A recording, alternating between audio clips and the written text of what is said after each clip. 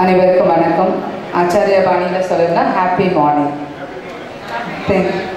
இன்னைக்கு எல்லாருமே சந்தோஷமா இருக்கீங்க.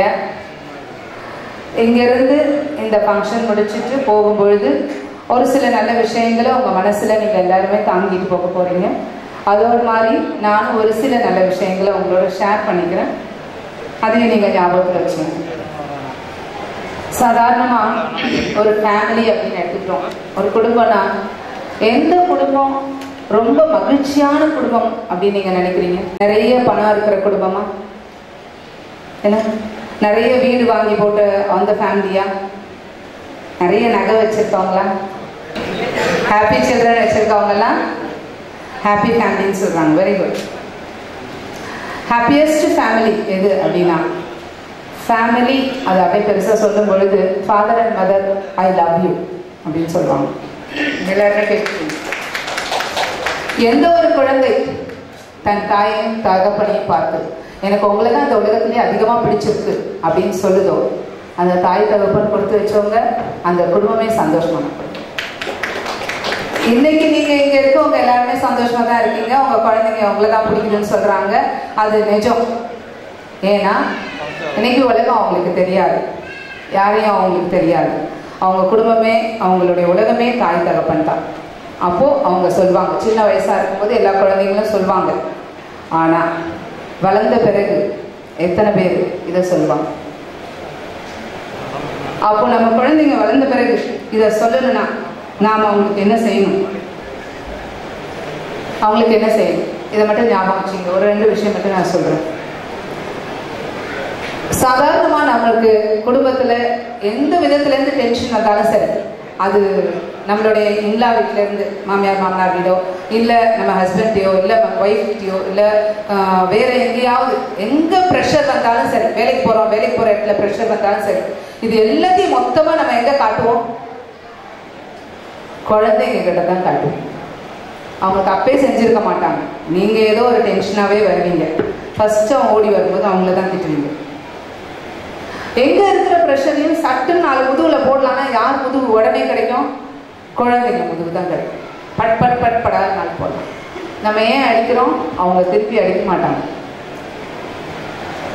திட்டம் மட்டும் செய்கிறாங்க. அதுவும் நம்ம தான் சொல்லி கொடுத்துருக்கோம். பரவாயில்ல. குழந்தைங்க உங்கள்கிட்ட அதிகமாக எதிர்பார்க்கறது என்னன்னு நினைக்கிறீங்க? பொம்மையா? துணிமணியா?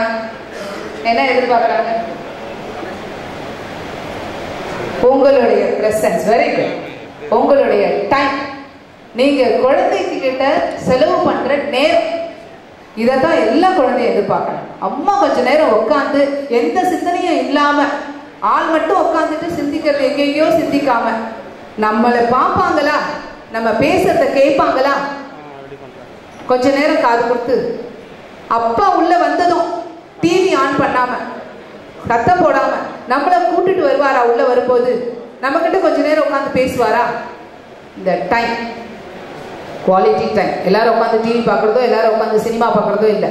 உங்கள் பிள்ளைகளா நீங்களும் உட்காந்து அவங்க என்ன பேச விரும்புகிறாங்கன்றத நீங்கள் காது கொடுத்து கேட்குறீங்களா அப்படின்றது தான் முதல்ல எல்லா குழந்தையுமே எதிர்பார்க்குது.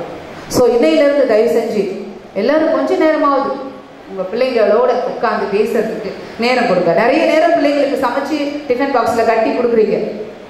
நிறைய நேரம் நீங்கள் என்ன பண்ணுறீங்க? கடைக்கு போய் நிறைய நேரம் செலவு பண்ணி அவங்களுக்கு ட்ரெஸ் எடுக்கிறதுக்கு 4 கடை ஏறுறீங்க, நிறைய விஷயம் பண்ணுறீங்க. ஆனால் முக்கியமாக பண்ண வேண்டியது அவங்களுக்கு கொஞ்சம் டைம் கொடுங்க. நீங்கள் அழகாக பேசினா இங்கே தியான பாடல் ஒன்று பாடிச்சுனாங்க. கீழே உட்காந்துட்டு இருக்கும்போது, மலர் போல மலர்கின்ற மனம் வேண்டும் தாயே, பலர் போற்றி பாராட்டும் மனம் வேண்டும் தாய். எனக்கு புரிஞ்சது என்னன்னா, நம்ம பாராட்டணும் அப்படின்னு சொல்லி சொன்ன மாதிரி தான் எனக்கு தெரிஞ்சு.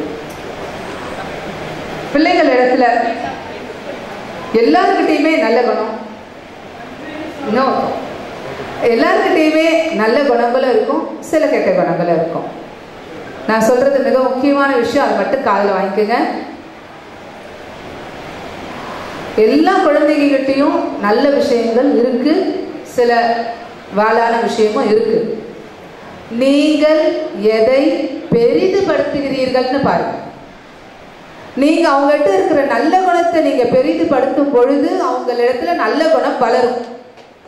நீங்க அவர்களிடத்துல இருக்கிற கெட்ட குணங்களை நீங்கள் பெரிதுபடுத்தும் பொழுது அவங்க கிட்ட கெட்ட குணம் வளரும். அவன் லேட்டா தான் எழுந்துருவான், அவன் ஹோம்ஒர்க் செய்ய மாட்டான் தான், டிவி தான் நிறைய நேரம் பார்ப்பான், பொய் சொல்வான், அவன் கத்துவான், திட்டுவான், பொருளை தூக்கி போடுவான். உங்களுடைய காலையிலிருந்து நீங்க உங்க பிள்ளைகளை பத்தி பேசுற விஷயங்கள், நெகட்டிவான விஷயங்களை நீங்க பெரிது படுத்த படுத்த படுத்த அவன் காதுல விழ விழ நிச்சயமா அதுதான் அவன் செய்வான்.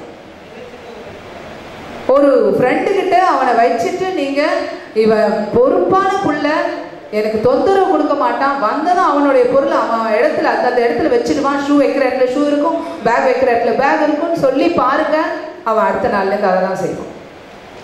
நீங்களே வெளியில போகும் பொழுது யாராவது உங்க ஃப்ரெண்டு உங்களை பார்த்து எப்பவுமே நீங்க நீட்டா ட்ரெஸ் பண்ணிட்டு வரீங்களேன்னு சொன்னா நீங்க என்ன பண்ணுவீங்க? அடுத்த நாள் ட்ரெஸ் பண்ண போய் நீட்டா இருக்கமான்னு ஒரு தடவை பார்த்துப்பீங்க. கண்டிப்பா இதுதான் ஹியூமன் சைக்காலஜி.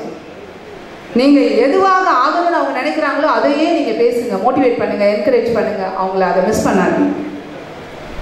நீங்கள் சந்தோஷமா இருந்தா உங்க குடும்பம் சந்தோஷமா இருக்கும். அது யாரா இருந்தாலும் சரி, ஃபேமிலி மெம்பர்ஸ். ரெண்டு விதத்துல நம்ம வாழறோம், ரெண்டு விதமான மக்களை நம்ம பார்க்கிறோம்.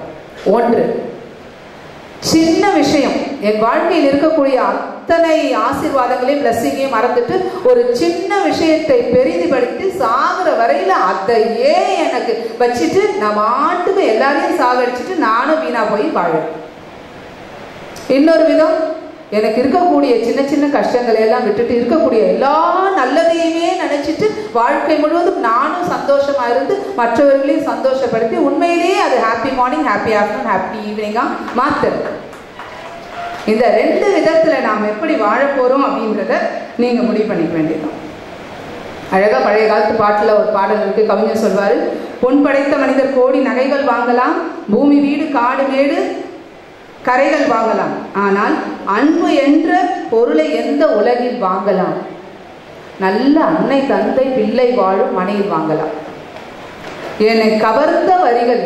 நீங்க எவ்வளவு பொருள் வாங்கினாலும் எவ்வளவு நகை வாங்கினாலும் சந்தோஷத்தை உங்களால பெற முடியாது. ஆத்ம திருப்தின்னு ஒண்ணு இருக்கு. திருப்தி, சின்ன சின்ன திருப்தி. ஒரு நகை வாங்கும்போது அந்த நிமிஷம் திருப்தி, ஒரு புடவை வாங்கும்போது அந்த நிமிஷம் திருப்தி, ஒரு குழந்தை பிறந்தா அந்த நிமிஷம் திருப்தி.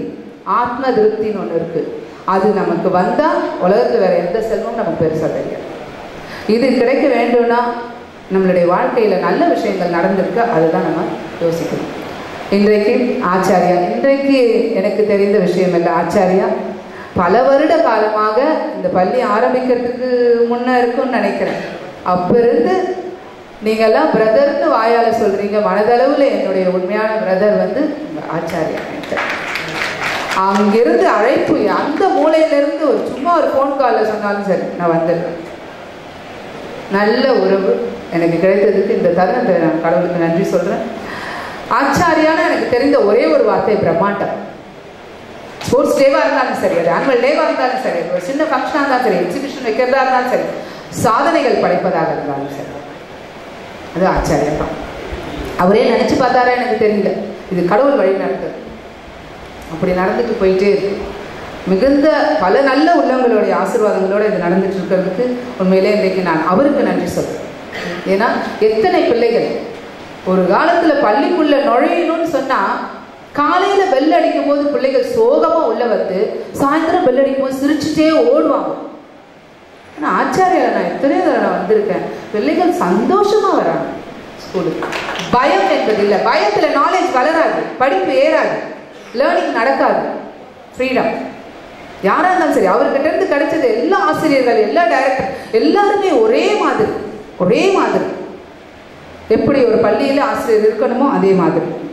அதுக்கு வந்து உண்மையிலே நம்ம நன்றி சொல்ல வேண்டியது அவருக்கு தான். இந்த விழாவினை இவ்வளவு சிறப்பாக நடத்திட்டு இருக்கிற அவரோடு இருக்கக்கூடிய அத்துணை உள்ளங்களுக்கும் ஆசிரியர் பெருமக்களுக்கும் என்னுடைய நன்றியினை தெரிவித்துக் கொண்டு நான் விடைபெறுகிறேன். நன்றி.